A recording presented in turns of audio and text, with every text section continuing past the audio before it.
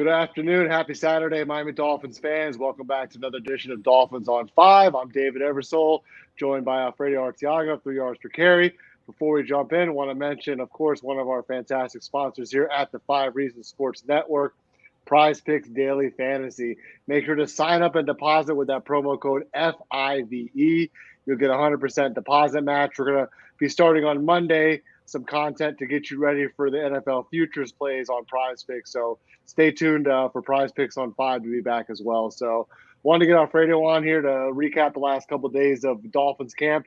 We weren't able to have a show yesterday. So Alfredo, what's going on? Nothing much. It was an uneventful day, really. But I decided to watch the trenches a little bit closer, and some revealing things out there today, I thought. Yeah, so you want to break it down kind of by position groups, and I know we didn't talk about Friday's session, so you want to go back and touch a little bit on Friday, and then kind of lead into today's session as well. Sure. On Friday, I thought from the get-go there was a tone set by Xavier Howard. That's why I made him the practice player of the day for Friday. Xavier Howard, I thought, set the tone, and if you heard Tyreek Hill today, he said that X has been having him locked down the last few days. I thought Xavier Howard on Friday really, really set the tone. And even on one-on-ones, he wasn't allowing anything to Tyreek Hill. And then when they got into 11 versus 11, which is also another interesting thing, which is this coach does not do any 7-on-7 or any 7-on-9. They've ran none of that all camp long. It's been only 11 versus 11.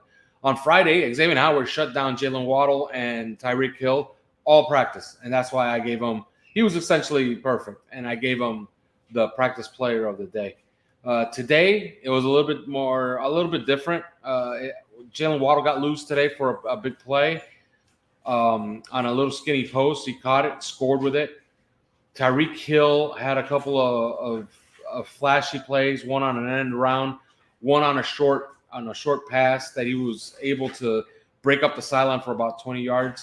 But I thought that two guys in particular really, really competed today, and that was Robert Hunt and Emmanuel Ogbah. It was fun to watch also Jalen Phillips going up one-on-one with Teron Armstead. And Melvin Ingram, I thought, got the better of Austin Jackson today. He's been coming on as well. So it was really fun watching the trenches today. Those guys were really, really working hard today.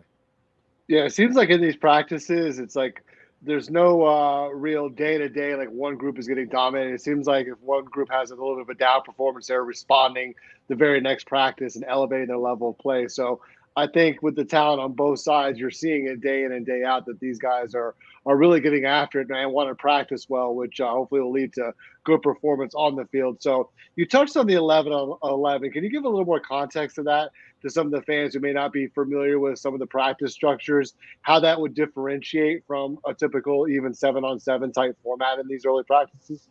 Yeah, whenever you see 11 on 11 in camp, almost every single camp, whenever you see 11 on 11, the play calls are actually coming in very similar to how they would in a game situation on both sides. Okay, sometimes when the personnel grouping comes in, they'll come in with a play. They're actually simulating game time when they run 11 versus 11. This team seems to only practice in 11 versus 11, which is interesting, but also kind of makes sense, right? Because they're installing a new system on offense. So as much time as they can get practicing getting a play in, getting a play called, and getting it run on time, because today they had full officiating crew and they have a play clock as well. You know, as much as they can practice that's actually a good thing, right? Like you could, you know, the more reps you could get in on practicing actual game time with this new system, I think it's probably a smart thing to do. And it seems that like they're actually maximizing that this camp. Yeah, it seems like McDaniel obviously has a plan and wants to start putting things in motion to get ready for that first preseason game. So give us a little bit of insight on these practices coming up next week, what the schedule looks like and what fans could hope to see this week in upcoming practices leading up to preseason game 1. Well, there's a practice again tomorrow on Sunday, the 7th, August 7th.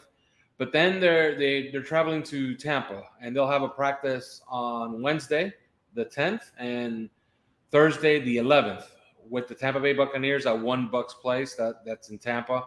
If you're a fan, you're out of luck. You can't get a ticket for that. It's only for Tampa Bay season ticket holders. I will be there. I'll be part of the credentialed media, so I'll be watching those practices. Look for my Twitter account, 3 yards per carry, on details of what we can and can't report, because I think we have to abide by the rules of the Tampa Bay Buccaneers while we're there. But if they allow it, you'll get a blow-by-blow account of these 2 practices that are coming up, which are going to be, I think it's going to be a lot of fun. You get to see Tom Brady versus our defense. You get to see Tua Tagovailoa versus a very fast, very good Tampa Bay Bucks defense. So it should be a fun 2 days, and I'm really looking forward to that Saturday game, because I think, a lot of starters are not going to play likely. They're likely not going to play, but I think you begin to start deciding those last 10 roster spots on Saturday's game. I think you want to start watching Kellen Diesch and Blaze Andrews as backup rookie offensive linemen. You want to see them try, take a step forward and show something, flash something in a game. So, maybe they have a shot at making the roster. And that gives you some new blood on the offensive line, and that's never a bad thing. And you get to watch the offense implemented for the first time. You get to see it in live action. So it should be a fun week coming up.